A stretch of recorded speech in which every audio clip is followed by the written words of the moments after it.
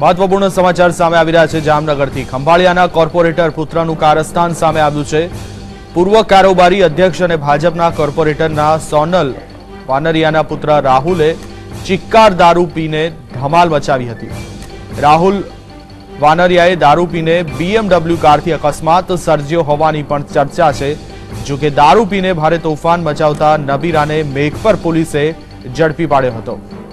તો ખંભાળિયાના ભાજપના કોર્પોરેટર સોનલબેનના પુત્રની કરતૂત સામે આવી છે।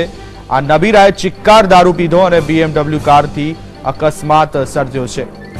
જો કે દારૂ પીને ભારે તોફાન મચાવતા નબીરાને મેઘપર પોલીસે ઝડપી પાડ્યો છે। આજ અંગે વાત કરીએ સંવાદદાતા કિંજલ સાથે। કિંજલ, જણાવશો કે ભાજપના કોર્પોરેટરના પુત્રનું કારસ્તાન જે સામે આવ્યું છે, પોલીસે તેની સામે શું કાર્યવાહી હાથ ધરી છે?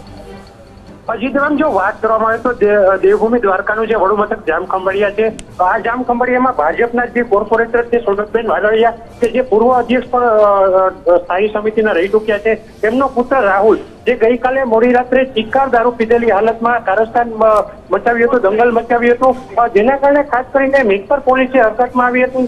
રિલાયન્સ મોલ પાસે આ યુવકે જાહેરમાં BMW કારથી અકસ્માત સર્જ્યો હતો અને તોડફોડ મચાવી હતી, જે ધમાલ મચાવી હતી, જેના કારણે પોલીસ એક્શનમાં આવી હતી અને આ કોર્પોરેટર પુત્રને પોલીસ સ્ટેશને લઈ જવાયો હતો અને એના સામે જે કાયદેસરની કાર્યવાહી કરવાની ફરજ પડી હતી। જો વાત કરવામાં આવે ભાજપ દ્વારા જ્યારે દારૂબંધીની વાત કરવામાં આવતી હોય ત્યારે ભાજપના જે કોર્પોરેટરનો પુત્ર છે એ આ પ્રકારનું કારસ્તાન કરતો હોય તો અનેક પ્રકારના સવાલો રાજકીય વર્તુળોમાં ઉભા થયા છે। જી કિંજલ, સમગ્ર વિગત આપવા બદલ આપનો આભાર।